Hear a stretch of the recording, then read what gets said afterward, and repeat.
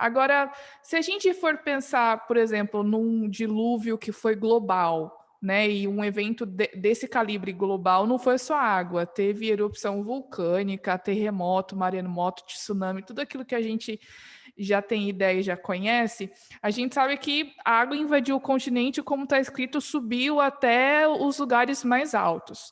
Então, a gente poderia considerar, por exemplo, que os fósseis eles poderiam estar encontrados, eles poderiam ser encontrados de forma aleatória, né? Porque se a gente for considerar, por exemplo, todos os animais morreram, ficaram boiando, então eles iriam se depositar de forma aleatória sem seguir nenhuma ordem.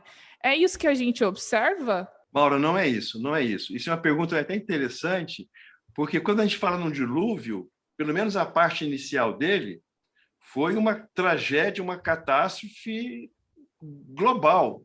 Talvez a maior que já ocorreu, com certeza a maior que já ocorreu na Terra. É vulcanismo de um lado, muita lava sendo expelida, terremotos, continentes começando a se abrir. Então a gente fica pensando como os fósseis devem estar totalmente desordenados. Aparecem porque realmente havia muita turbulência. E o que nós observamos não é bastante assim. Quando nós olhamos o registro fóssil, aqui no centro nós temos a coluna geológica, como nós mostramos no slide anterior, e do lado aqui eu tenho os fósseis. A parte de baixo eu tenho fósseis muito simples. Aqui eu tenho invertebrados marinhos. Aqui um pouco aparece os primeiros peixes na coluna geológica. Eles aparecem mais ou menos nessa porção aqui do Devoniano, onde eu tenho o Devoniano aqui. Ali eu vejo os primeiros peixes na coluna geológica. Depois, acima ali, no Carbonífero, por exemplo, no Permiano, eu já tenho primeiros répteis, anfíbios. Percebe que existe uma ordem? As plantas, nós começamos a ver as primeiras plantas, nós enxergamos no registro fóssil aqui já no Siluriano, aqui na parte de baixo, no Siluriano. Quando eu vou para o Mesozoico aqui, a gente sabe que o Mesozoico era dos répteis, não? Principalmente dos grandes répteis, né? Dos dinossauros. Então, nós encontramos uma concentração muito grande de répteis. É claro que tinha aí outros organismos, tinham plantas, tinham árvores gigantes, muito grandes, né? Mas eu tinha aí uma concentração, predominava os répteis, eu tinha os outros animais, já existiam mamíferos, né?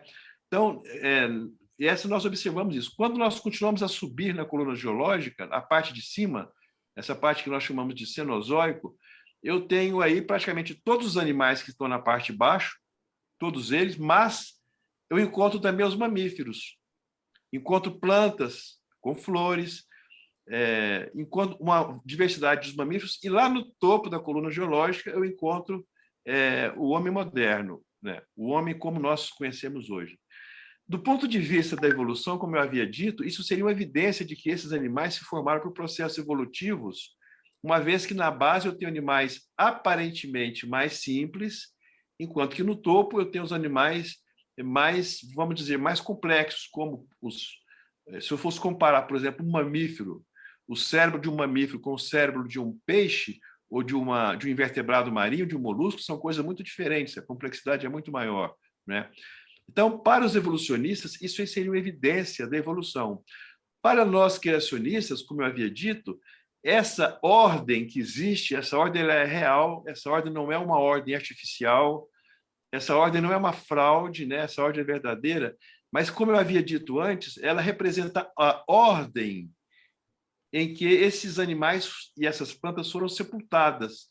Foram sepultados primeiro os animais marinhos que estavam no oceano, depois aqueles animais que vivem nos ambientes mais transicionais, e só depois eu fui sepultar no dilúvio a parte superior, que são os grupos dos mamíferos, né? E o homem, pela capacidade que ele tem de mobilidade, né? De escapar de tragédias, né? Então, essa ordem não significa, do nosso ponto de vista criacionista, que essa é uma ordem evolutiva, de maneira nenhuma. Se alguém olha do ponto de vista temporal, né, é o que o evolucionista faz, ele olha do aspecto temporal. Mas nós não, nós olhamos do aspecto geográfico. O que nós vemos aqui são sucessões ecológicas distintas, que vão sobrepondo umas sobre as outras, até formar o registro fóssil da maneira que eu vejo aí. Mas uma coisa é verdade, uma coisa é fato. É a pergunta que você fez no início. Os fósseis estão ordenados na coluna geológica, embora tenha sido uma tragédia. É bem provável que nós sabemos que talvez a parte mais turbulenta do dilúvio tenha sido o início ali, aqueles primeiros dias de chuva muito intensa. Depois o dilúvio foi uma calmaria.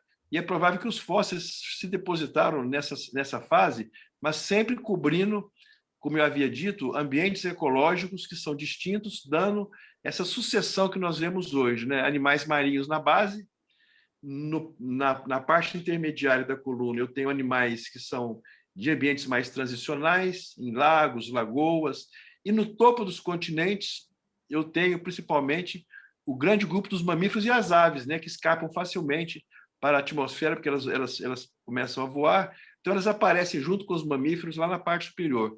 É essa que é a lógica da ordem que nós vemos na coluna geológica. E essa ideia que você está usando para explicar a organização desses fósseis é também conhecido como zoneamento ecológico, né? Sim, Que a gente um costuma estudioso ouvir. criacionista, já, se não me engano, na década de 50, década de 40, ele já postulou esse modelo, que é um modelo que funciona, assim, é um modelo que funciona relativamente bem. Esse modelo não explica tudo, nós temos que reconhecer isso. Esse modelo não explica tudo, mas é um modelo que explica relativamente bem essa ordem na coluna geológica, ou seja, não é uma ordem temporal, é uma ordem geográfica, é uma sucessão de sepultamento de ambientes ecológicos distintos.